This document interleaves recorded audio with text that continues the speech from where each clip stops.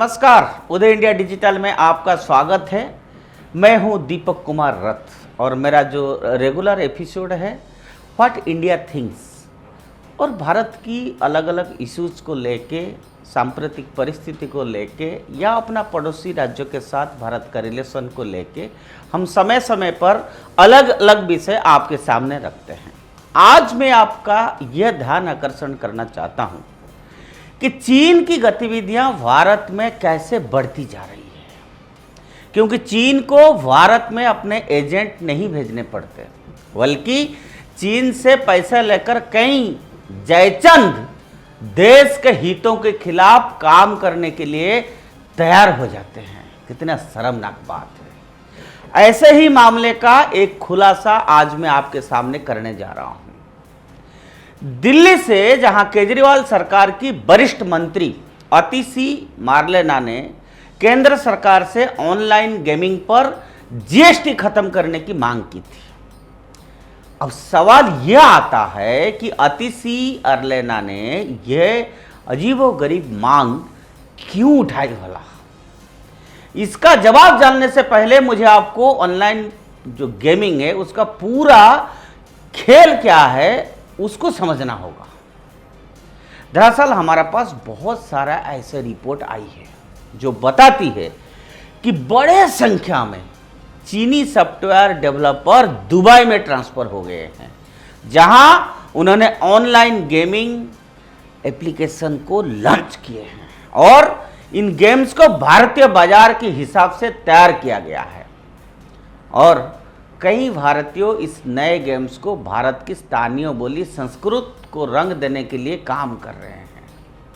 यह सब जो है बिल्कुल गैर कानूनी है। फिर भी इसी तरह की ऑनलाइन गेम्स का कारोबार प्रतिदिन $1 मिलियन से भी ज्यादा है। अब तो आप समझ ही गए होंगे कि केजरीवाल सरकार की वरिष्ठ मंत्री अतिशी मार्लेना ने ऑनलाइन गेमिंग एप्स की वकालत क्यों की थी। लेकिन चीन की हरकतें इतने पर ही नहीं थमी है। हाल ही में खबर आई थी कि चीन से आर्थिक युद्ध और खुफिया नेटवर्क संचालन के लिए चीनी एजेंटों को नेपाली नागरिकों के बेस में भारत भेजा है। रॉ ने ऐसे चेतावनी जारी की है। विदेश क्षेत्रीय पंजीकरण कार्यालय FRRO ने एक सुरक्षा मूल्यांकन बैठक में इसकी पुष्टि की है।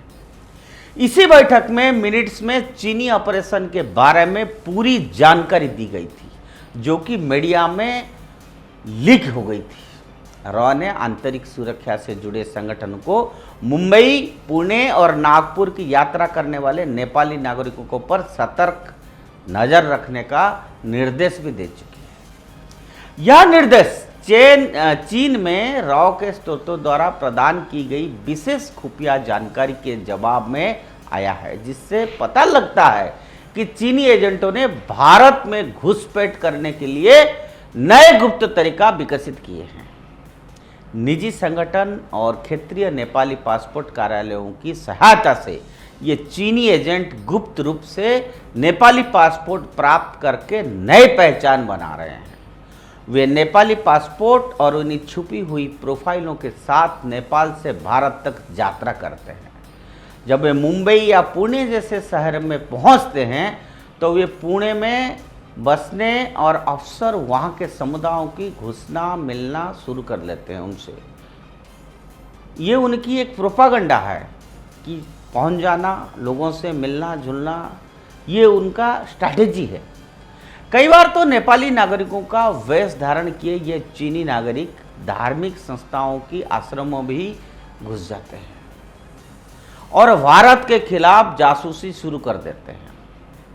मित्रों, रॉ के मुताबिक ये चीनी जासूस बहुत कुशलता से धारा प्रभाव हिंदी और अंग्रेजी बोलते हैं। आप इस बात को ध्यान रखिए और सावधान रहने की बात है। वे खुद को नेपाली बताते हुए गुप्त अभियान और आर्थिक युद्ध में सक्रिय हो जाते हैं। नेपाली और चीनी लोगों के चेहरे मोहरे एक जैसे होते हैं, सिर्फ भाषा के आधार पर ही उनको पकड़ा जा सकता है। लेकिन लगातार अभ्यास करके यह चीनी जासूस अपने भाषा भी सुधार लेते हैं। भारत के खिलाफ चीन की ये साजिश लंबे समय से चल रही है और एक लंबी रणनीति का एक हिस्सा है। चीनी जासूसी संस्थान और आईएसआई, सीआईए जैसे दूसरी खुफिया संस्थाओं की कार्यप्रणाली में फर्क यह है कि चीनी जासूस पत्रकार और विचारकों की सहायता लेना ज़्यादा पसंद करते हैं, खास तौर पर उन लोगों की जो मार्क्सवादी विचारधारा से ताल्लुक़ रखते हैं। भारत में मौजूद चीनी जासूस बड़े पैमाने पर शोधकर्ताओं, नीति विश्लेषकों, रक्षा और आंतरिक अनुसंधान और विकास करने वाले संगठन की कर्मचारियों, पत्रकारों और थिंक टैंक को निशान पर रखते हैं। इन चीनी जासूसों की रणनीति का बड़ा हिस्सा आर्थिक युद्ध से जुड़ा हुआ है। ये चीनी एजेंट खुद को छिपाकर विभिन्न प्रकार की छोटी छोटी कंपनियों के माध्यम से भारतीय बाजार में प्रवेश करके आर्थिक युद्ध छेड़ रहे होते हैं।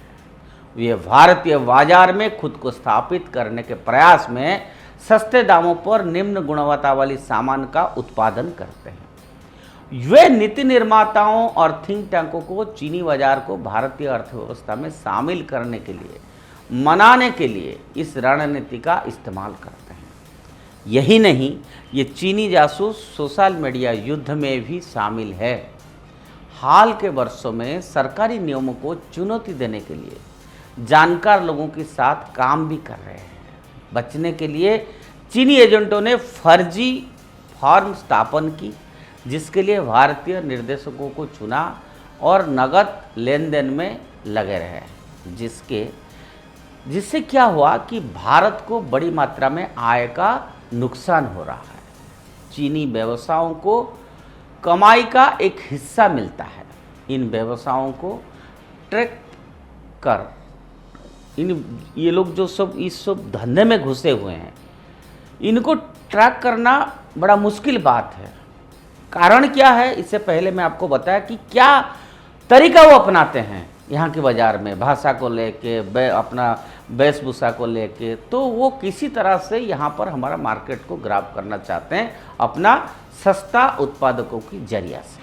क्यों? क्योंकि वे अपने अस्तित्व के संकेत नहीं छोड़ते हैं। ये आप ध्यान रखने का विषय है। आप जब बाज़ार में जाते हैं या ट्रैवल करते हैं, हम लोगों को इस बारे में ध्यान रखना चाहिए। हाल के वर्षों में ऐसे कई घटनाएं हुई है जिसमें नेपाली नागरिकों को बेस में आए चीनी एजेंट ने भारत में हमले भी किए हैं। अब मैं एक उदाहरण तौर पे आपको बता दूं कि 2019 में नेपाली नागरिकों की बेस में चीनी एजेंटों के एक समूह ने जम्मू और कश्मीर राज्यों में भारतीय सेना के काफिले पर हमला किया। हमले में 5 भारतीय सैनिक मारे गए और अन्य घायल हो गए थे। और 2020 में एक अन्य घटना में नेपाली नागरिक के रूप में प्रस्तुत एक चीनी एजेंट को देश में हथियारों की तस्करी की कोशिश के आरोप में भारत में गिरफ्तार भी किया गया था।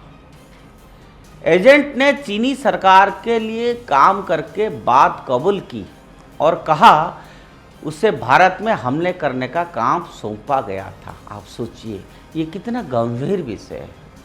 ये जो घटनाएं हैं, ये इस बात के कुछ उदाहरण है कि कैसे चीनी सरकार भारत पर आंतरिक हमला करने के लिए नेपाली नागरिकों का इस्तेमाल कर रही है।